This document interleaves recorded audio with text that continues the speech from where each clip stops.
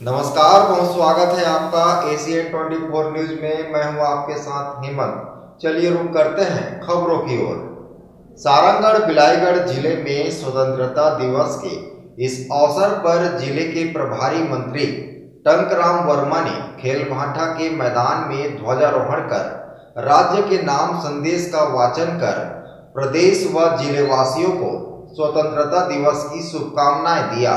सारंगढ़ बिलाईगढ़ के Indian garden खेल मैदान में जिले के प्रभारी मंत्री ने ध्वजारोहण किया।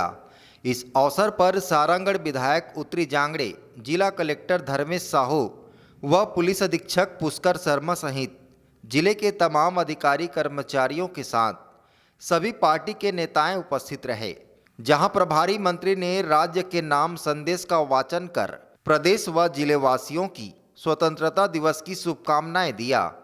साथ ही जिले के शहीद परिवारों से मुलाकात कर उनका सम्मान किया, जिसके बाद जिले के कई प्रतिष्ठित स्कूलों के बच्चों ने मनमोहक कार्यक्रम प्रस्तुत कर लोगों का मन मोह लिया।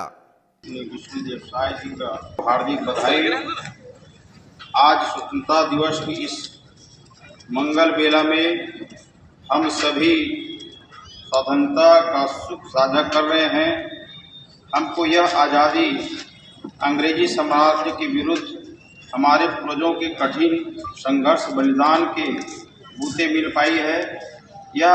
Bureau report, Asian 24।